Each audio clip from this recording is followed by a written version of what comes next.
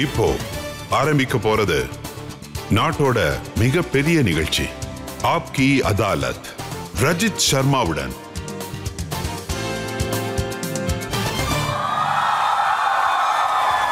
வணக்கம். ஆப்கி அதாலத்துக்கு உங்களை வரவேற்கிறேன். ஆப்கி அதாலத்துக்கு இன்னைக்கு வரப்போற நபர், அவர் எப்படிப்பட்டவர்னா, அவரை உலகம் பூரா கோடிக்கணக்கான மக்கள் விரும்புறாங்க. அவருக்கு வியாபாரம் ஒன்றும் கிடையாது, அதாவது பிஸ்னஸ் இல்லை, பேத்தி மட்டும் இருக்காங்க. அப்புறம் இவர் உலகம் பூராவே ஸ்ரீராமர் கதையை சொல்லி ஸ்ரீராமரோட சரித்திரத்தை ரொம்ப எளிமையா எல்லாருக்கும் கொடுத்திருக்காரு. ப்ளீஸ் வெல்கம் இன்றைய காலத்து துளசிதாஸ் முராரி பாபு.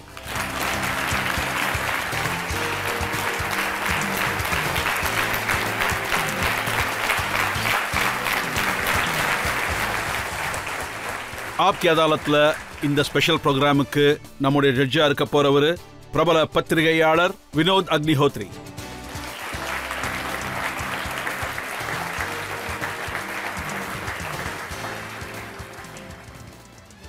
ஆப்கி அதாலத்ல இன்னைக்கு வழக்கு ஆரம்பிக்கிறதுக்கு முன்னாடி இன்றைய ஜட்ஜ் வினோத் அக்னிஹோத்ரி கிட்ட நாம அனுமதி வாங்கிப்போம். நீதிமன்றத்தின் வழக்கு ஆரம்பிக்கிறதுக்காக அனுமதிக்கிறேன். வாங்க, இன்னைக்கு வழக்கு ஆரம்பிக்கலாம். ஆப்கி அதாலத்துல முராரி பாபு மேல முதல் குற்றச்சாட்டு. ஆப்கி அதாலத்துல ராமர் கதை சொல்றவர் முராரி பாபு. அவர் மீது உள்ள குற்றச்சாட்டு, கதைங்கிற பேர்ல இவர் ஸ்டண்ட் பண்ணுவாரு. பாபு, உங்க மேல இந்த உலகத்துல உங்களை ரொம்ப பயபக்தியோட பாக்குறாங்க, உங்களுக்கு அதிக மரியாதை கொடுக்கறாங்க, இதெல்லாம் நம்ம பார்த்திருக்கோம். ஆனா ஒரு சில தடவைகள் நீங்க ஒரு சில விஷயங்களை சொல்லுவீங்க, சில காரியங்கள் பண்றீங்க, அதனால மத்த சாதுக்கள் ரொம்ப கோபப்படுறாங்க. ஒரு சில தடவை அரவாணிகளுக்கு கதை சொல்றீங்க, இன்னும் சில தடவை நீங்க செக்ஸ் ஒர்க்கர்ஸ்க்கு கதை சொல்றீங்க, அப்புறம் முஸ்லீம்ஸ்க்கும் கதை சொல்றீங்க. அவங்க என்ன சொல்றாங்கன்னா, இப்படி செய்யறதுனால இந்து மதத்துக்கு ஆபத்து ஏற்படும். முதல் விஷயம் நான் என்ன சொல்லுவேன்னா, இது ஸ்டண்ட் கிடையாது. பறிக்கப்பட்ட, ஒதுக்கப்பட்ட, நிராகரிக்கப்பட்ட என்னோட ஒரு ஸ்டாண்ட் இருக்கு, அது ஸ்டண்ட் கிடையாது. அப்புறம் எங்களோட பரம்பரை முழுசா ஓடுற ஆறு மாதிரி தான் நான் ஓடிக்கிட்டு இருக்க. யாரையும் கோபப்படுத்தணுங்கிறது என்னோட எண்ணமே இல்லை. அப்புறம் என்னோட ராமர் சரித்திர கதையோட ஒரே ஒரு விஷயம் என்னன்னா, திருத்த முயற்சி பண்ணக்கூடாது, ஏத்துக்க முயற்சி பண்ணணும். அதனால நான் ஏத்துக்கிற மனநிலையோட சுத்தி. மக்கள் என்ன சொல்றாங்கன்னா, நீங்க ஜம்ஷெட்பூர்ல ஒரு தடவை யா அல்லான்னு சொன்னீங்களாமே, அப்போ ஒரு சாது என்ன கேட்டார்னா, இவருக்கு ராமர் கதையா அல்லாஹ் கத்து கொடுத்தாரா இல்ல வேற யாராவது கத்து கொடுத்தாங்களான்னு. இப்ப நாட்டுல பேச்சுரிமை சுதந்திரம் இருக்கு. அப்புறம் புனிதர்களுக்கு கட்டுப்பாடு எதுவுமே இல்ல. இப்படிதான் இருக்கணும்னு அவசியம் இல்ல, அது அவங்களோட விருப்பம். ஆனா கடவுள் அப்புறம் அல்லாஹ்க்குள்ளேயும் யாரோ பாகுபாடு கொண்டு வந்திருக்காங்க. அப்படி இருக்கக்கூடாது. மகாத்மா காந்தி அவர்கள் கூட ஈஸ்வர அல்லான்னு சொன்னாரு. ஏன்னா ஒரு பரம தத்துவத்தை நோக்கி நம்பிக்கையின் அழைப்பு தான் இது. சிலர் அல்லான்னு சொல்றாங்க, சிலர் கடவுள்னு சொல்றாங்க. அப்புறம் என்னோட நோக்கம் இது கிடையாது. அல்லான்னு சொல்லி மத்தவங்கள கவர்றது கிடையாது. எனக்கு சகஜமா வந்துரும் அல்லாஹ் தயவுல எல்லாம் நடக்கணும்னு. அல்லாஹ் தயவுல இப்படி நடக்க கூடாதுன்னு. அவரு ஸ்டண்ட்னு சொன்னதுக்கு நான் ஒரு உதாரணம் உங்களுக்கு கொடுக்கறேன். ரொம்ப முக்கியமான உதாரணம் இதுதான். நீங்க செக்ஸ் ஒர்க்கர்ஸ்க்கு ராமர் கதையை சொல்றதுக்காக அவங்கள அயோத்தியாவுக்கு கூப்பிட்டு இருக்கீங்க. அயோத்திக்கு வர சொன்னதுனால அங்க இருக்கிறவங்களுக்கெல்லாம் கோபம் வருமா வராதா சொல்லுங்க. சில பேர் கோவப்பட்டிருப்பாங்க, கண்டிப்பா. ஆனா அவங்கள நடுவுல நிறுத்தி எல்லாருக்கும் மத்தியில ராமர் சரித்திர கதைய நான் சொல்ல நினைச்சேன். அப்புறம் துளசிதாஸ் அவர்கள் வேசிகளுக்கு ஒரு ஒரு ஒரு வரிசையில அவங்களுக்கு முக்கியமான இடத்த கொடுத்து வச்சிருக்காரு. அப்புறம் ராமர் சரித்திர கதையில அக்கறை இருக்கு. அதனால நான் என்ன நினைச்சேன்னா, எந்த ராமர் சரித்திர கதை அயோத்தியால உருவாச்சோ 1631ல, அந்த சப்ஜெக்ட் பத்தி ஏன் பேசக்கூடாதுன்னு தோணுச்சு. அதனால இது எனக்கு என்ன தோணுதுன்னா, அயோத்தியா மிகப்பெரிய மோட்சத்தின் நகரம். நம்மளோட மோட்ச தலங்கள் எத்தனை இருக்கோ எனக்கு தெரிஞ்சு முதல் இடம் அயோத்தியாக்கு தான். அதனால அந்த காப்பாற்றப்பட்ட இடம், அந்த பூமி மிகவும் தூய்மையான இடம். எனக்கு என்ன தோணுச்சுன்னா, என்னோட சுய விவேகம் என்ன தோணுச்சுன்னா, இந்த கதையை அங்க சொல்லியே ஆகணும்னு. அதனால சொன்னேன்.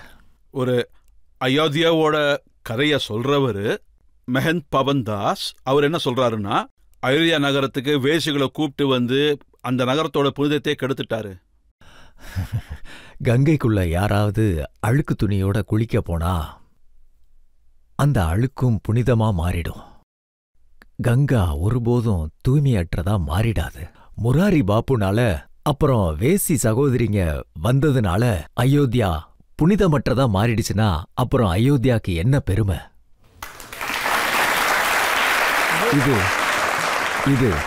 இது ஒரு பெருமை. நீங்க எல்லாருமே யோசிக்க வேண்டிய முக்கியமான விஷயம்.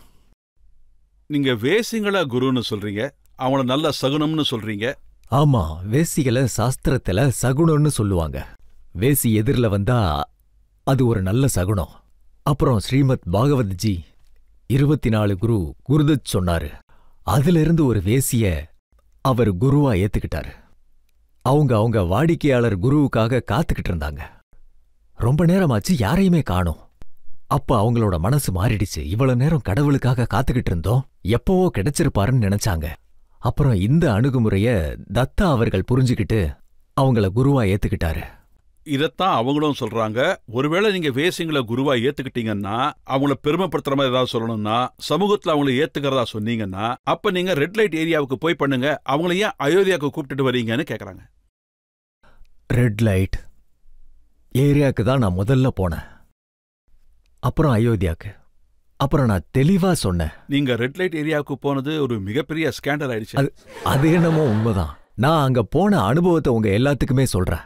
நான் ஒரு விடுதிக்கு போனேன். அங்க ஒரு ஆளு ரொம்ப குடிச்சிருந்தாரு. அவர் என்ன அடையாளம் கண்டுபிடிச்சிட்டாரு. அப்புறம் எதிர்ச்சியா அவர் ஒரு குஜராத்தி. அவர் என்ன சொன்னார்னா, ராஜ்கோட்ல நான் உங்க காலில் விழுந்தேன், அப்புறம் குஜராத்ல காலில் விழுந்தேன், நான் எவ்வளவோ மருத்துவம் வேணா நில்லுங்கன்னு சொன்னேன். ஆனா அவர் வலுக்கட்டாயமா உள்ள வந்துட்டாரு. அவர் என்ன சொன்னாருன்னா, நான் மட்டும் ரெட் லைட் ஏரியாவுக்கு போல, முராரி பாபு இங்க சுத்திக்கிட்டு இருப்பாருன்னு சொன்னாரு.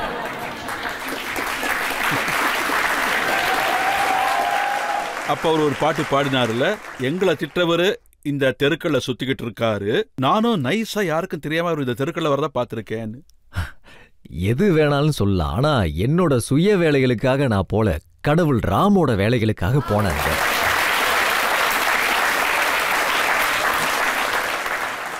ஆனா புனிதர்களும் சாதுக்களும் என்ன சொல்றாங்கன்னா, அயோத்தியால எங்க ஸ்ரீ ராமர் கோவில் இருக்கோ, எந்த இடத்துக்கு ராம பக்தர்கள் வருவாங்களோ, அங்கே நீங்க இப்படி பண்றது இது ஒரு விதமான ஸ்டண்ட், ஒரு விதமான மக்களை ஈர்க்கிறது, நியூஸுக்காக ஏதோ பண்றீங்கன்னு. ஒருவேளை ராமர் விடுதலைக்காக ஸ்டண்ட் பண்ணிருக்காருன்னா அப்ப நானும் கண்டிப்பா ஸ்டண்ட் தான் பண்றேன்.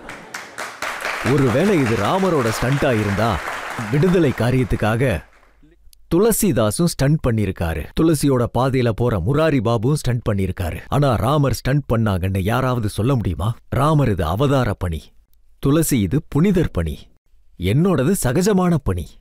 ஒருத்தர் இப்படியும் சொல்லியிருக்காரு, ஒருவேளை முராரி பாபு இப்படிலாம் பண்ணணும்னு நினைச்சாங்கன்னா அவரு காஷ்மீர் போய் அங்க தீவிரவாதிகிட்ட பேசி சரி பண்ணலாமே. நான் ஏற்கனவே சொல்லியிருக்கேன், என்னோடது திருத்துறதுக்கான மிஷன் இல்லைன்னு. ஏத்துக்கிறது. அப்புறம் என்ன காஷ்மீருக்கு கூப்பிட்டா இந்த ஆப்கி அதாலத்துல மக்களுக்கு எதிரில, ரஜத் சாருக்கு எதிரில வாக்கு தரேன். காஷ்மீருக்கு போறதுக்கு நான் தயங்கவே மாட்டேன். முராரி பாபு அங்க இளைஞர்களுக்கு ட்ரைனிங் கொடுப்பாங்க, ஜிஹாதுல கலந்துகிட்டீங்கன்னா உங்களுக்கு புண்ணியம் கிடைக்குன்னு அவங்க சொல்றாங்க.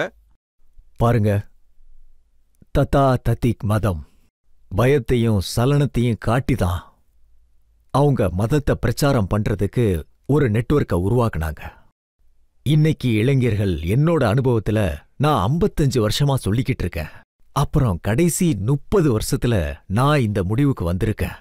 இன்றைய இளைஞர்கள் ஆக்ரோஷம்னா என்ன, கருணைனா என்ன, இத அவங்களோட விவேகத்தை வச்சு நாம ஜட்ஜ் பண்ண முடியும். பெருந்தன்மை, குறுகிய மனப்பான்மைய அவங்க பார்த்துக்கிட்டு இருக்காங்க. அதனால எனக்கு என்ன தோணுதுன்னா, இளைஞர்கள் புரிஞ்சுக்கிட்டு இருக்காங்க. நீங்க எப்பாவது நினைச்சு பாத்திருக்கீங்களா, இல்ல முயற்சி பண்ணிருக்கீங்களா, பாகிஸ்தான் போய் அங்க உள்ள இம்ரான் கான், நவாஸ் ஷெரீப் இல்ல அந்த மிலிட்டரி ஆபீசர்ஸ் கிட்ட ராமர் என்ன சொல்லிருக்காருன்னு புரிய வைக்க முயற்சி பண்ணிருக்கீங்களா? ஆனா என்னோட ராமர் கதையை இந்தியாவோட எம்பிஸே கேட்க விரும்பல. அப்புறம் அவங்க எப்படி கேட்க விரும்புவாங்க?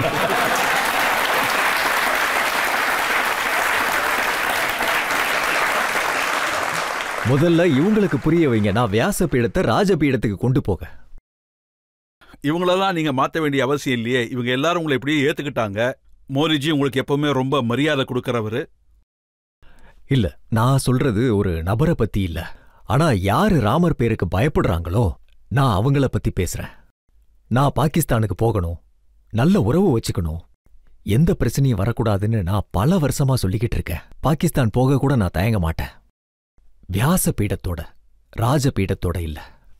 அப்போ ஏன் போக முடியல? இப்போ நிலைமை அந்த மாதிரி இருக்கு.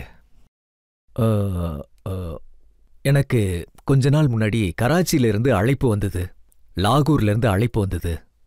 ராமர் சரித்திர கதையில எழுதியிருந்த மாதிரி ஜோக், லகன், கிரகபாரதி இந்த 5மே ஒத்து போச்சுன்னா அப்ப கண்டிப்பா நான் அங்கேயும் கதை சொல்ல போவேன். உங்களுக்கு எப்படி தோணுது அவங்கள ஏத்துக்க வைக்க முடியும்னா? ஏன்னா நீங்க கண்டிப்பா அவங்கள திருத்த போறதில்ல. திருத்துறது என்னோட மிஷன் இல்ல. நான் அன்போட என்னோட 2 கையும் நீட்டுவேன். ராமர் சுக்ரீவருக்காக நீட்டின மாதிரி, விபீஷ்ணனுக்காக நீட்டின மாதிரி, சமுதாயத்தோட படகோட்டிகளுக்கு நீட்டின மாதிரி வெறும் பாறைகளுக்காக நீட்டினாரு, அசுரர்களுக்காக நீட்டினாரு. ராமர் ஒரு ஆஜானுபாகு. வியாஸ்பீட்டோட கைகளும் ஆஜானுபாகுதான். நான் அவங்கள அணைப்பேன், அன்போட அழைப்பேன். நான் ஒன்னு உபதேசம் பண்றதுக்காக போல, அவங்கள கூப்பிட போறேன். அதாவது நீங்க என்ன சொல்ல வரீங்கன்னா, பாகிஸ்தான் போக தயாரா இருக்கீங்க, இத பத்தி பெரிய சர்ச்சைகள்லாம் நடக்கும், நீங்க கல்லறைக்கு போய் ராமர் கதையை சொன்னீங்கன்னு. பனாரஸ்ல ஒரு தடவை சொன்ன பாருங்க, இந்த மாதிரி கதை எங்க நடக்கணுமோ அங்கதான் நடக்கும். அயோத்தியால நடந்த மாதிரி. அப்புறம் கல்லறைகள்ல அயோத்தியா, பனாரஸ், காசியில மிகப்பெரிய கல்லறைகள் இருக்கு. அங்க விஸ்வநாதோட கிரீடம்தான் கல்லறையில இருக்கும். அப்போ எங்க தொடர்ச்சியா கிரீடம் பண்றாங்களோ அந்த கதைகள் அங்கதான் இருக்கும். நீங்க எதை சொல்ல வரீங்களா? காசி விஸ்வநாதர் கோவில்ல நீங்க சொல்லாத அந்த கதையை போய் ஒரு கல்லறையில உட்கார்ந்து சொல்வீங்கன்னு? விஸ்வநாத்ல முதல்ல இடத்த உருவாக்குங்க. அங்க சுத்தி கொஞ்சம் இடத்த உருவாக்குங்க. மக்கள் உட்காந்து கதையை கேட்கறதுக்கு அங்க குறுகிய தெருக்கள் தான் இருக்கு. அங்க பெரிய இடம் இல்ல. கொஞ்சம் சுத்தம் பண்ணுங்க, அப்புறம் நான் அங்க வரேன். இப்ப உங்களோட ஒரு வீடியோ ட்ரெண்டிங் ஆகிட்டு இருக்கு. நீங்க என்ன சொல்லிருக்கீங்கன்னா, வாழுங்க, நல்லா குடியுங்க. பாருங்க சார், இது இன்றைய டெக்னாலஜியோட பாதிப்பு, மீடியாவோட பாதிப்புன்னு தான் சொல்லணும். அவங்க முன்னும் பின்னும் சொன்னதை எடுத்துட்டு எடிட் பண்ணி எதனால அதிகமா சர்ச்சை நடக்குமோ அந்த கிளிப்பை மட்டும்தான் காட்டுறாங்க. குறைஞ்சது என்னோட முன்னாடி சொன்னதும் பின்னாடி சொன்னதையும் கேட்டாங்கன்னா, அதுல நான் வாழுங்க, குடிக்க சொன்னேன்னு கேட்டாங்கன்னா தெரியும். தன்யாஸ்தை கிருத்தின பிபந்தி சததம் ஸ்ரீராம நாமாமிருதம். ராமர் பேரை குடிங்க. ராமரோட பேர் தான் சோமரசம். ஏன்னா துளசி ராம சோமன்னு சொல்லியிருக்காங்க. ஏன்னா நான் முன்னும் பின்னும் என்ன சொல்லியிருக்கேன்னு தெரியாம தான் நல்லா வாழுங்க குடிங்கன்னு அர்த்தம் எடுத்திருக்காங்க. இப்போ ஜியோன்னு சொன்னா கூட தப்பாதான் இருக்கு. அதுக்கு என்ன பண்றது? பாப்பு ஏதோ ஒரு கம்பெனிக்கு அட்வர்டைஸ்மெண்ட் பண்றாருங்க. சொல்லுங்க, இவங்களுக்கு எப்படி நான் புரிய வைக்கிறது? அப்ப நீங்க உண்மையிலேயே என்ன சொன்னீங்கன்னு இன்னைக்கு மக்களுக்கு புரிய வைக்க உங்களுக்கு ஒரு வாய்ப்பு. நான் உண்மையிலேயே என்ன சொன்னேன்னா, நீங்க இப்படி குடிங்க. இப்பெல்லாம் நீங்க என்ன குடிக்கிறீங்களோ அது காணாம போயிரும். இப்படி வாழுங்க. எந்த மாதிரினா, இப்போ கலியுகத்தோட விளைவு என்னன்னா, மனிதனோட சத்வகுணம் முழுவதும் முடிகிற மாதிரி இருக்கு. ரஜோ குணம் இருக்கவே இருக்கு. ஆனா தமோ குணம் அதிகமாயிருச்சு. எடுத்ததுக்கெல்லாம் கோபம், எடுத்ததுக்கெல்லாம் சண்டை. இப்போ இதனால எப்படி வாழணும்னா, இந்த குணங்களுக்கு ஒரு வழி பண்ணணும்னா, அதாவது வாழ்ந்தாகணும். இது மிகப்பெரிய பூமி, அழகான உலகம். அதுக்கு நமக்கு கொடுக்கப்பட்ட வாழ்க்கைய இங்க அற்புதமா வாழணும். பாபுஜி, நான் என்ன கேட்க விரும்புறேன்னா, ஒரு வருஷத்துக்கு முன்னாடி நீங்க கல்லறையில ஒரு ஜோடிக்கு கல்யாணம் பண்ணி வச்சீங்க. இதுக்கு பின்னாடி உங்க நோக்கம் என்ன? அது நீங்க பாத்தீங்கன்னா, சிவனும் பார்வதியும் எப்பவும் கல்லறையில தான் இருப்பாங்க. அவங்க விஸ்வத்தோட ஆதி தம்பதி. ஸ்மசானி ஸ்வயம் கிரீடா, அது கிரீடத்தோட மைதானம்னு நம்ம சாஸ்திரத்துல எழுதப்பட்டிருக்கு.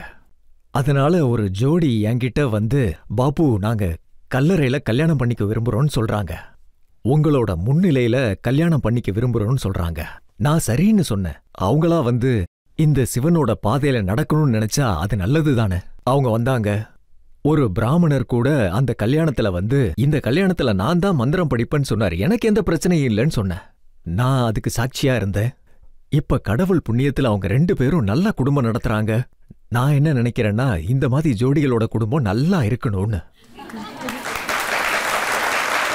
நீங்க இளைஞர்களை ஊக்குவிக்கிறீங்களா? கல்யாணம் பண்ண அதை கோவில்ல பண்ணாதீங்க, போய் கல்லறையில பண்ணுங்கன்னு. கல்லறை மிகப்பெரிய கோயில். கல்லறை தனக்குத்தானே மிகப்பெரிய சிவன் கோயில், புனிதமான ஆலயம். நான் எல்லாரையும் அங்க போய் கல்யாணம் பண்ணிக்க சொல்ல, ஆனா ஒருத்தர் துணிஞ்சிருக்காங்கன்னா அது மிகப்பெரிய விஷயம் இல்லையா? இதுல என்ன தப்பு இருக்கு சொல்லுங்க? நீங்க கொடுத்த ஊக்கத்தால தான் அவங்க துணிஞ்சிருக்காங்க. நான் ஒன்னும் அவங்கள கல்யாணம் பண்ணிக்க சொல்லி ஊக்குவிக்கல. அவங்க வந்தாங்க, நான் பண்ணி வச்சேன், அவ்வளவுதான். நானே போனேன், நல்லா இருங்கன்னு வாழ்த்துனேன். இன்னும் நிறைய குற்றச்சாட்டுகள் பாக்கி இருக்கு. இப்போ ஒரு பிரேக் எடுத்துப்போம். இப்போ ஒரு சின்ன பிரேக் எடுத்துப்போம். பிரேக்குக்கு அப்புறம் முராரி பாபு மேல உள்ள குற்றச்சாட்டுகளும் கேள்விகளும் தொடரும். என்ன பொறுத்த வரைக்கும் எல்லாருக்கும் இது தெரியும். ஆனா நான் இது மட்டும்தான் சொல்லுவேன் ரஜத் சார், ராமர் கோயில் கட்டுறதுல, அதாவது எனக்குள்ள எந்த அளவுக்கு ஆற்றல் இருக்கோ அந்த அளவுக்கு வேற யாருக்குமே இருக்காது.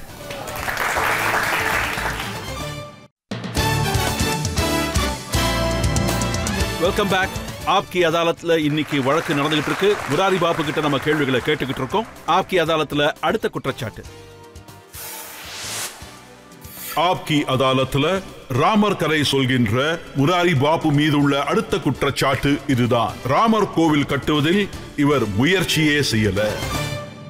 பாபு, மக்கள் என்ன சொல்றாங்கன்னா, இப்ப நீங்க இருக்கிறது அந்த ராமரால தான். உங்களை மாதிரி ஒரு ராமபக்தர் இந்த உலகத்திலேயே இல்ல. ராமர் கதைகள் நீங்க தான் மக்களுக்கு அழகா கொண்டு போய் சேர்க்கறீங்க. ராமர் உங்களை இந்த நிலைமையில வச்சிருக்காரு, மக்களுடைய அன்பை வாங்கி கொடுத்திருக்காரு. அப்ப அந்த ராமர் கோவில் கட்டுறதுக்கு நீங்க ஏதாவது செஞ்சிருக்கணும்ல? கோயில்ல ஒரு மூலையில உட்கார்ந்து கூட நம்மளால நிறைய விஷயங்கள் செய்ய முடியும். ஆனா கோயிலுக்கு வெளியில இருந்து கத்துறதால ஏதாவது நடக்குமான்னு எனக்கு தெரியல. நான் இதுக்கு முன்னாடி நிறைய தடவை சொல்லியிருக்கேன், ராமர் கோயில் கண்டிப்பா இருக்கணும், இருந்தாகணும், கண்டிப்பா இருக்கணும். நான் இந்த ஆப்கி அதாலத்துல அதை சொல்லிக்க விரும்புறேன், இருந்தாகணும். ஆனா நான் இந்த தடவை கதையில என்ன சொல்லியிருக்கேன்னா, உரையாடல், அதோட ஏத்துக்கிறதோட அடித்தளத்தை நான் நட்டுட்டு வந்திருக்கேன். இந்த வேசிகளோட விஷயத்துல இவங்க கிட்ட ஒன்னு உரையாடல், இன்னொன்னு அவங்க ஏத்துக்கிற விஷயம். அப்புறம் ஒன்னுல நான் ரான் எழுதியிருக்கேன், இன்னொன்னுல மான் எழுதியிருக்கேன். நான் என்னோட விதத்துல ராமர் கோயிலுக்கு நான் அடித்தளத்தை கொடுத்திருக்கேன், தாத்விக் திருஷ்டியில பண்ணுனேன். அப்ப கோயில் கண்டிப்பா இருந்தாகணும். அப்புறம் நான் கூட்டத்தை சேர்த்து குரலை எழுப்புறது, இந்த மாதிரி விஷயத்தால நானும் மத்தவங்க மாதிரி பண்ணணும்னு அவசியமே இல்ல. ஆனா என்னோட புத்தி, மனசு, மூளை, அப்புறம் நம்ம ஒரு ஜீவன், அதனால ஆணவத்தை கூட விட்டுட்டேன். அது எல்லாத்தையும் புதைச்சிட்டு ராமர் கோயிலுக்கு துணையா நிக்கிறேன். ராமர் கோயில் கட்டியே ஆகணும். ஆனா நீங்க சொல்லிருக்கீங்களா, மக்கள் ஜெய் ஸ்ரீராம்னு சொல்ல கூட பயப்படுறாங்கன்னு. ஆமா, அவங்க பயப்படுறாங்க. ராமர் ஒரு அபயதாத்தா, ராமர் பேர் அபயம் கொடுக்கும். அப்படி இருக்கும்போது இதுக்கு மேலேயும் ஒருத்தன் பயப்படுறாங்கன்னா, ராமரோட பேரு அதை சொல்றதுனால நம்மள வகுப்புவாதின்னு மாத்திருவாங்களோ அப்படி நினைப்பாங்க. பயப்படுறவங்களை எதுவும் சொல்ல முடியாது, தைரியமானவங்க தான் இதை செய்ய முடியும். ஆனா இப்ப காலம் ரொம்பவே மாறிடுச்சு. ராகுல் காந்தியும் அயோத்தியா போறாரு, பூனல் கூட மாட்டிக்கிட்டாரு. நானும் இந்த விஷயத்தை பத்தி கேள்விப்பட்டேன். கோயிலுக்கு போறது நல்ல விஷயம் தானே, அதுல என்ன தப்பு இருக்கு? உங்க சுபாவம், நீங்க தனியா இருக்கிறது, தனியா போகிறது. ना कोई गुरु ना कोई चेला, अकेले में मेला, मेले में अकेला.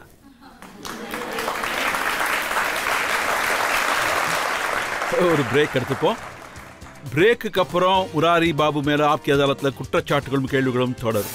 முஸ்லீம் மதத்தை சேர்ந்தவங்க என்ன சொன்னாங்கன்னா, அவங்க மதத்துல இந்த மாதிரி பேர்லாம் இருக்கும், சுலைமான், அப்புறம் இப்படிப்பட்ட பேருங்கள்லாம். நான் இந்த விஷயத்தை எப்பவுமே வரவேற்கிறேன். அவங்க ஹனுமான் படத்தை அவங்க வீட்டுல வச்சுக்கிட்டு ஹனுமான் சாலிசா படிக்கணும்னு.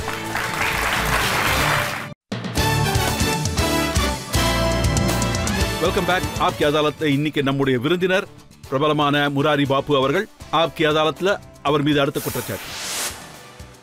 ஆப்கி அதாலத்ல ராமர் கதை சொல்கிற முராரி பாபு மீது உள்ள அடுத்த குற்றச்சாட்டு, இவர்கிட்ட டபுள் ஸ்டாண்டர்ட்ஸ் இருக்கு. ராமர் கதை சொல்லும் போது முராரி பாபு உங்ககிட்ட என்ன சொல்லுவார்னா, கங்கை மாதிரி மனசை நிர்மலமா வச்சிருக்கணும், புனிதமா வச்சுக்கணும், சுத்தமா வச்சிருக்கணும்னு. கங்கையில அழுக்கு தூக்கி போடுறதுன்றது குற்றம், மிகப்பெரிய பாவம். ஏன்னா இத சிவன் தன்னுடைய தலைக்கு மேல தூக்கி வச்சிருக்காரு. ஆனா இந்த நதியோரத்துல கதை நடக்கும்போது அதுல மக்கள் நிறைய குப்பையை தூக்கி போடுவாங்க.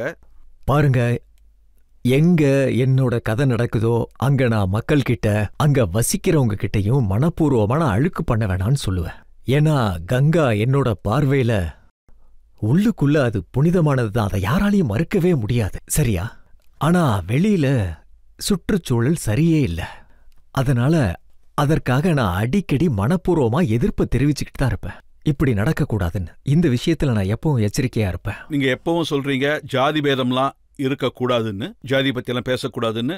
ஒரு சில தடவைகள் நீங்க ஹரிஜன்ஸை கூட கூப்பிடுவீங்க, சில முறை பழங்குடியினர் வீட்டுக்கு போய் கூட சாப்பிடுவீங்க. ஆனா இது ஜாதிய பகிர்ற மாதிரி தானே? ஷர்வம் கலூம் இதோம் பிரம்மா, இது உபநிஷம் சூத்திரம்.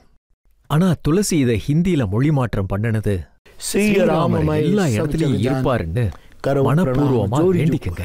அப்புறம் எந்த சாப்பாட்டை நான் சாப்பிடுறேனோ அதை பாடுறனோ அந்த ராமரே சுயமா இதை இப்படி சொன்னாரு. அந்த சபரியும் சொன்னாரு, நான் கீழ் ஜாதி, நான் ஒரு தாழ்ந்த ஜாதின்னு சொன்னப்போ அப்ப ராமர் என்ன சொன்னாருன்னா, ஜாதி மதம் குலம் பேதம் எதுவும் பெருசில்லைன்னு. சபரி, நான் ஜாதி மதம் குலம் எதுவுமே பார்க்க மாட்டேன்னு, நான் உள்ள இருக்கிற பக்தியை தான் பார்ப்பேன்னு. அதனாலதான் நான் எல்லார்கிட்டையும் ரொம்ப சகஜமா பழகுறேன். நான் ஜாதி மதம் பேதமின்றி பழகுறேன். அவங்கள நான் தள்ளி வைக்க விரும்பவே இல்லை. அதனால நான் அவங்கள இந்த கண்ணோட்டத்துல பார்த்து நான் அவங்க கிட்ட போவேன். இப்பெல்லாம் ஹனுமானோட ஜாதியை கூட என்னன்னு சொல்ல ஆரம்பிச்சிட்டாங்க. அதுக்கு என்ன பண்ண முடியும்? யோகி ஆதித்யநாத் என்ன சொல்லியிருக்காருன்னா, ஹனுமான் அவர் ஒரு தாழ்த்தப்பட்ட குடியிலேருந்து வந்தவர்னு. பாருங்க, இந்த யோகி ஆதித்யநாத்தை நான் ரொம்ப மதிக்கிறேன். அவரு ரொம்ப பெரியவரு. ஆனா எந்த சந்தர்ப்பத்துல சொன்னாரோ அவரு, அத மக்கள் எப்படி எடுத்துக்கிட்டாங்கன்னு தெரியல. ஹனுமான் வந்து இஸ்லாம் மதத்தோட சேர்ந்ததுன்னு சொன்னாங்க. அவங்க என்ன சொன்னாங்கன்னா, சுலைமான்ற பேரு ஹனுமான். நான் இதை எப்பயுமே வரவேற்கிறேன். அப்ப அவங்களும் ஹனுமான் படத்தை வச்சுக்கிட்டு ஹனுமான் சாலிசா வீட்லயே படிக்கட்டும்.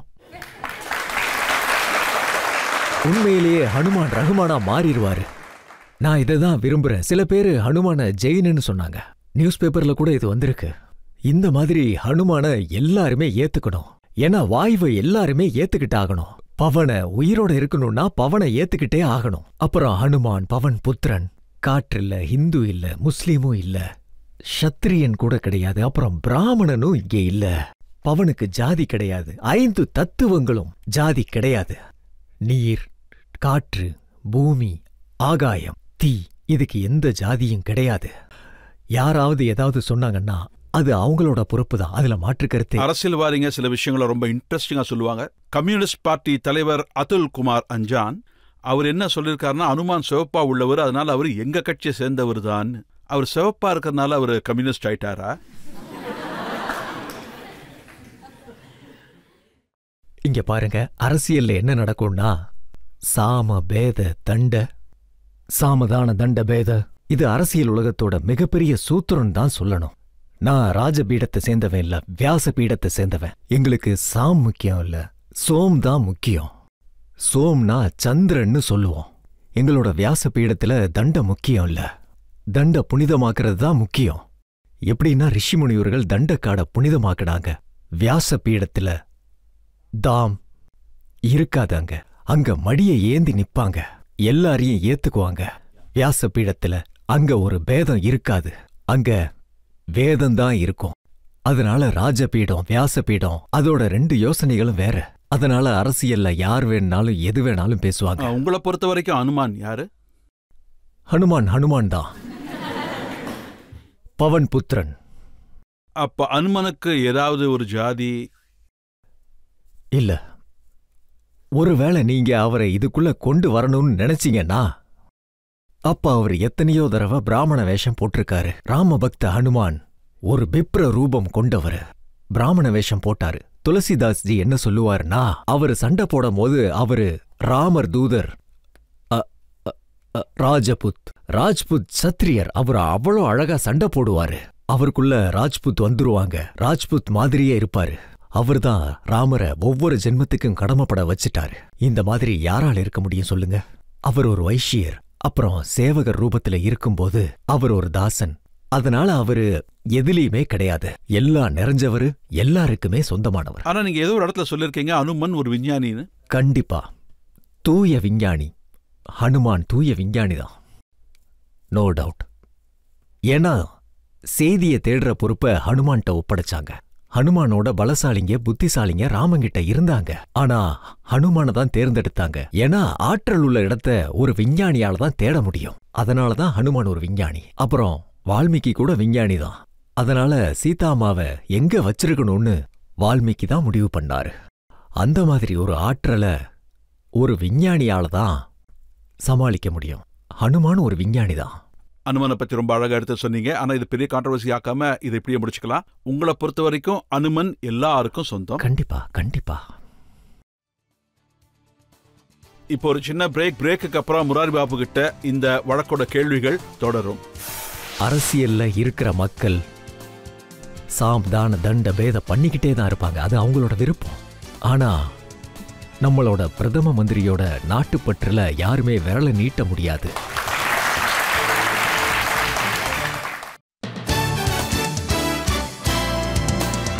Welcome back. இன்னைக்கு ஆப்கி அதாலத்ல நாம வழக்க தொடுத்துட்டு இருக்கிறது முராரி பாபு மேலதான்.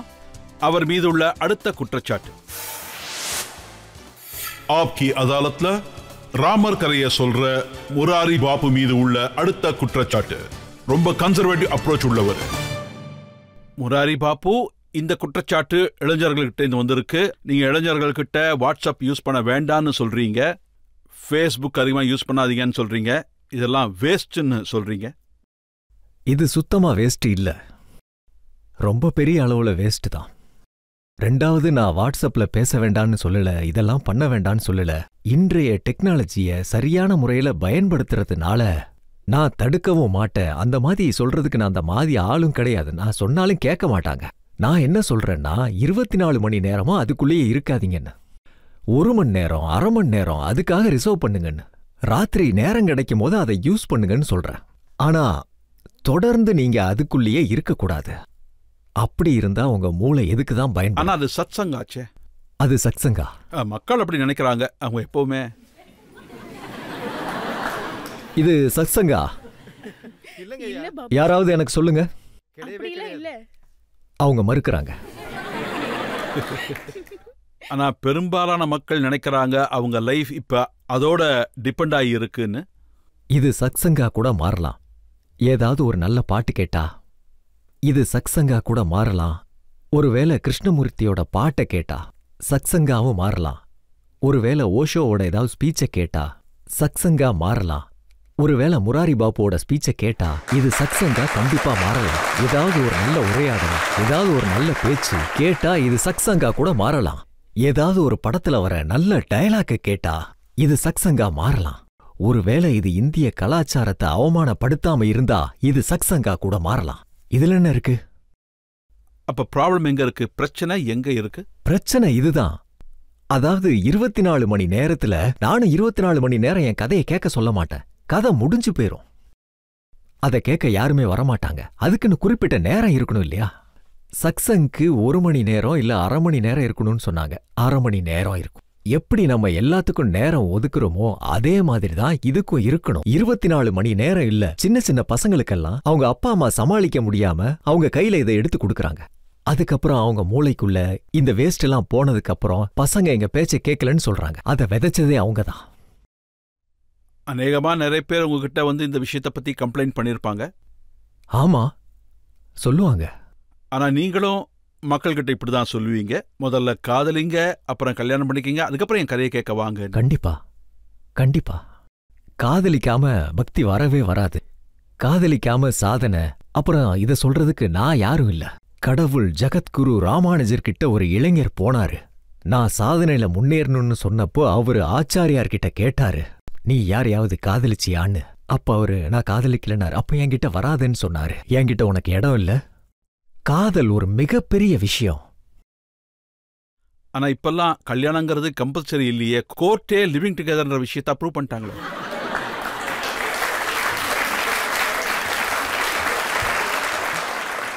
ஏன்னா ஒருவேளை ராமர் சரித்திரத்தை ஏத்துக்கிட்டா அப்ப மக்கள் என்ன சொல்லுவாங்கன்னா, ராமர் சந்தேகத்து பேர்ல மனைவியை காட்டுக்கு அமிச்சிட்டாரு.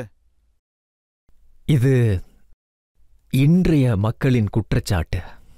அந்த நேரத்துல ராமர் என்ன செய்யணுமோ அததான் ராமன் செஞ்சாரு. அப்புறம் இதுவரைக்கும் நான் அதை படிச்சதில்ல. ஆனா இன்னைக்கு நான் படிப்பேன் அந்த காலத்தோட கிரந்தங்களை. இத கண்டிப்பா நான் ஏத்துக்குவேன். ஆனா சீதாவை என்னைக்கும் குறை சொன்னதே இல்ல. நான் எங்கேயும் படிச்சதும் இல்ல. அதுல 2 பேருக்குமே சம்பந்தம் இருக்கு. அப்புறம் அதனாலதான் ராமர் ராஜ தர்மத்தை காப்பாத்தினாரு, ஜனநாயகத்தை நிலைநாட்டினாரு. ராஜான்னா இப்படிதான் இருக்கணும். ஒருத்தர் மனசுல கூட தப்பான எண்ணம் வரக்கூடாது. அப்புறம் ராமர் என்ன நினைக்கிறார்னா, சீதாவும் அவரும் வேறுபட்டவர் இல்லைன்னு. அதனால அங்க எதுவும் பிரச்சனையே இல்ல. அப்புறம் இன்னைக்கு தான் இந்த மாதிரி நடந்துகிட்டு இருக்கு. ஆனா எல்லா சம்பவத்தையும் இந்த யுகம் இந்த தேசத்தோட கால சந்தர்ப்பத்துல பார்க்க முடியுது. ஆனா உங்க கையில நீங்க சொல்லுவீங்க அந்த காலத்துல இந்த புஷ்பக விமானம் இருந்துச்சு, அப்பவும் மிசைல்ஸ் இருந்துச்சு, அட்வான்ஸ் டெக்னாலஜி இருந்ததுன்னு. அப்ப இன்றைய உலகம் அதுக்கு ரிலேட் பண்ணிக்க முடியும்ல? ஆமா, கண்டிப்பா. அதோட அடித்தளம் இந்தியால தான் போடப்பட்டிருக்குன்னு நான் சொல்லுவேன். ஆனா நம்மளோட பழக்கம் என்னன்னா, இங்கிருந்து முக்கியமான பொருள் அங்கிருந்து திரும்பி வந்தா நாம ஏத்துப்போம். இங்க அதை நம்ம வளரவே விட மாட்டோம். மத்தபடி புஷ்பக் இருந்தது, திவ்ய திருஷ்டி இருந்தது, சஞ்சய் இங்கே இருந்தாரு, மகாபாரத போராட்டத்தின் காவலர், இதெல்லாம் இங்கிருந்து இந்த டெலிகாஸ்ட் கலாச்சாரம்லாம் அப்பயே இருந்திருக்கும். இதெல்லாம் இருக்குன்னு நாம ஒத்துக்கிட்டே ஆகணும். ஆனா இன்னைக்கு காலகட்டத்துல நீங்க மக்கள்கிட்ட சொல்லும்போது இன்ஃபர்மேஷன் டெக்னாலஜியை யூஸ் பண்ண வேண்டாம்னு, அப்ப இதெல்லாத்தையும் நீங்க எதிர்க்கிற மாதிரி தானே? இதையும் சொல்றீங்க அதையும் சொல்றீங்க நீங்க. இல்ல, நான் எதிர்க்கல, நான் எதிர்க்கவே இல்ல. நான் அதை சரியா பயன்படுத்திக்கங்கன்னு தான் சொன்னேன். எப்படி எதிர்ப்ப? நான் இன்றைய டெக்னாலஜியை எதிர்த்தேன்னா, ஒருவேளை 25,000 பேர்ல இருந்து 50,000 பேர் நான் பேசுறத கேக்குறாங்கன்னா, அதுக்கு நான் மைக்ரோஃபோன் அப்புறம் லவுட் ஸ்பீக்கரை யூஸ் பண்ணலன்னா எப்படி அவங்க காதுகளுக்கு போய் சேரும்? கதை லைவ் டெலிகாஸ்ட் ஆகலன்னா எப்படி நான் அவ்வளவு தூரம் போய் சேர முடியும்? விஞ்ஞானத்தை சரியா பயன்படுத்தணும். இதுதான் என்னோட வேண்டுகோள். இப்ப ரீசெண்டா நாசா விஞ்ஞானிகள் கூட சொன்னாங்க, விண்வெளியில அவங்க ஓம் அப்படிங்கிற சவுண்ட் ரெக்கார்ட் பண்ணாங்க. ஆமா, கண்டிப்பா இந்த விஷயத்த நானும் கேள்விப்பட்டிருக்கேன். எனக்கு ரொம்ப சந்தோஷமா இருந்தது. அங்க ஒரு மிகப்பெரிய பிக் பேங் நடந்திருக்கு. அந்த நாதத்தை நான் கேட்டேன். அது ஓம் தான். இது மிகப்பெரிய ஆச்சரியம். இது மிகப்பெரிய விஷயம், உண்மையான விஷயம். அப்படின்னா இன்றைய காலகட்டத்துல இந்த ராமர் சரித்திரத்து கூட இன்றைய இளைஞர்களுக்கு என்ன சம்பந்தம் இருக்கு? உண்மை, அன்பு, இரக்கம். ராமரோட உண்மை. ராமருக்கு ஒவ்வொருத்தர் மேலையும் அன்பு நிறைய இருக்கு. அப்புறம் ராமரோட இரக்கம்.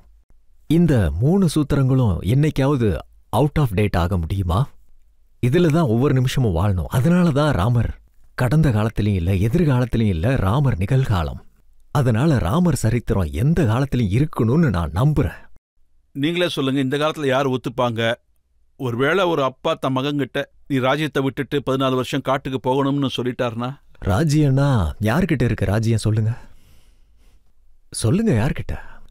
ஆனா ராமர் சரித்திரத்தை கேட்கறவங்க, ராமர் சரித்திரத்தை ஏத்துக்கிறவங்க தியாகம் பண்றதுக்கு கண்டிப்பா அடியெடுத்து வைப்பாங்க. ராமர் மாதிரி பண்ண முடியலனாலும் பரவாயில்ல. ஆனா இது எவ்வளவு பெரிய நல்ல விஷயம். ராமர் அவரோட அதிகாரத்தை விட்டுட்டாரு. அப்புறம் பரதனுக்கு கிடைச்சது, அவரும் அதை விட்டுட்டாரு. இதெல்லாம் ஒரு அற்புதமான உதாரணம். உலகத்திலேயே இந்த மாதிரி பார்க்கிறது ரொம்ப அற்புதம். நீங்க இதை சொல்லுங்க, உங்களை பொறுத்த வரைக்கும் மோடிஜி நல்ல காரியங்கள் பண்ணியிருக்காரா? நிறைய வேலை முடிஞ்சிருக்கு, நடந்திருக்கு, நடக்கும், நடந்துகிட்டு தான் இருக்கு. ஆனா மக்களோட எதிர்பார்ப்பு எப்படி இருக்குன்னா, எல்லாரோட எதிர்பார்ப்பையும் தீக்கிறது ரொம்ப கஷ்டம். பண்ண முடியும். ஆனா எப்படி பார்த்தாலும் அரசியல் தான். நான் எத்தனையோ முறை சொல்லியிருக்கேன், மறுபடியும் இன்னொரு முறை சொல்றேன்.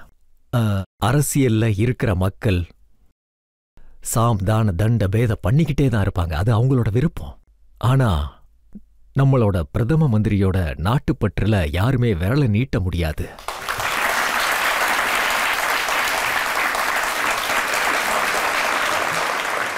நீங்க ஒவ்வொரு கிராமத்துக்கும் போறீங்க, தெருவா சுத்துறீங்க, மக்களெல்லாம் நேரடியா சந்திக்கிறீங்க. அப்ப மக்கள் உங்ககிட்ட சொல்லியிருப்பாங்க, இந்த தடவை யாருக்கு ஓட்டு போட போறாங்க, யாரு ஜெயிக்க போறாங்கன்னு. பாருங்க சார், ஜனநாயகத்துல மக்களோட கருத்து முதன்மையாக ஏற்கப்படுது. ஆனா நமக்கு எல்லாமே தெரியும், மக்களோட ஓட்ட விலை கொடுத்து வாங்கவும் முடியும், கடைசி நேரத்துல கூட வாங்கவும் முடியும். நம்மளோட ராமர் சரித்திர கதையில இருக்கிற ராஜதர்ம கதை, அதுல மக்கள் கருத்துக்கு மேல ஒரு கருத்து இருக்கு. அத சாது கருத்துன்னு சொல்லுவாங்க. சாது கருத்து எவ்வளவு கொடுத்தாலும் வாங்க முடியாது. ஆனா நான் கிராமப்புறத்துல சுத்துவேன், கிராமங்கள்ல இருப்பேன். அதனால மக்கள் யாராவது நல்லவங்க வந்தா நல்லா இருக்கும்னு நினைப்பாங்க. ஆனா பெரும்பாலும் நான் இவங்கள பார்த்த வரைக்கும் மக்களுக்கு என்ன தோணும்னா, யாராவது நல்லவர் கிடைச்சா நல்லா இருக்கும்னு. மத்தபடி எல்லாரோட பார்வையை பொறுத்து தான் இருக்கு. இன்னும் யாரும் கிடைக்கலையா? இருக்காரே ஒருத்தர், வேலை செஞ்சுக்கிட்டு இருக்காரு.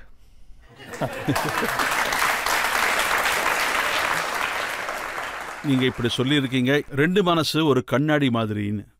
படப்பாடல்களை வச்சு அவங்க மனசை சொல்லிடுவீங்க. तोरा मन दर्पण कहलाए, भले बुरे सारे कर्मों को देखे और दिखाए,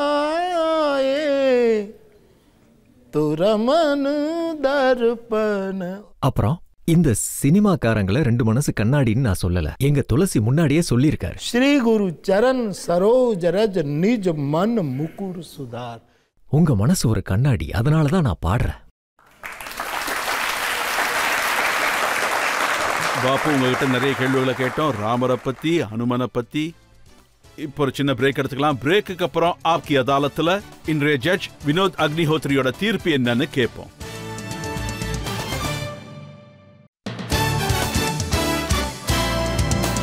வெல்கம் பேக். இன்றைய வழக்க நாம முராரி பாப்பு மீது தான் நடத்தினோம். அவர்கிட்ட கேள்விகளை கேட்டோம். சமுதாயத்தை பத்தி, அவருடைய கண்ணோட்டத்தை பத்தி, ஸ்ரீராமர் கோயிலை பத்தி, கான்ட்ரவர்சிஸ பத்தியும் கேட்டோம். முராரி பாப்பு எல்லா கேள்விகளுக்கும் ரொம்ப அழகா பதில் சொன்னாரு. இன்னைக்கு ஆப்கி அதாலத்ல இன்றைய ஜட்ஜ் வினோத் அக்னிஹோத்ரியோட தீர்ப்பு என்னன்னு கேட்போம். நம்ம புனிதர் முராரி பாப்பு மீது அனைத்து குற்றச்சாட்டுகளும் அதோட பதில்களையும் கேட்டபோது நீதிமன்றம் இந்த முடிவுக்கு வந்திருக்கு. முராரி பாப்பு அவர்கள் அனைத்து குற்றச்சாட்டுகளுக்கும் சந்தோஷமா பதில் சொன்னாரு. அதனால இந்த நீதிமன்றம் அவரோட அனைத்து குற்றச்சாட்டுகள்ல இருந்து அவரை விடுவிக்குது. ஆனா இந்த நீதிமன்றத்துல இதுவரைக்கும் யாருக்கும் இந்த மாதிரி தண்டனை கொடுத்ததில்ல. இன்னைக்கு முதன்முறையா இந்த நீதிமன்றம் அவருக்கு ஆயுள் தண்டனையே கொடுக்குது. அவரோட சிஷ்யர்கள், பக்தர்களுக்கு, பொதுமக்களுக்கும் அவங்களோட மனசுல ஆயுள் கைதியா இருந்து அவரோட அமிர்த கதையால அன்போட, மனிதாபிமானம், அவரோட ஆன்மீகத்தோட அமரஜோதிய எரிய வச்சுக்கிட்டே இருக்கணும்னு கேட்டுக்கிறேன். நான் மதிப்புக்குரிய நம்மளோட நீதிபதி சார, அவரோட தீர்ப்பை மதிக்கிறேன். உங்களுக்கு நன்றியை தெரிவிக்கிறேன். இங்க இருக்கிற எல்லாரும் என்னோட சகோதர சகோதரிகள். உங்களோட கேள்வியும் கேட்டீங்க, என்னோட பதிலையும் கேட்டீங்க.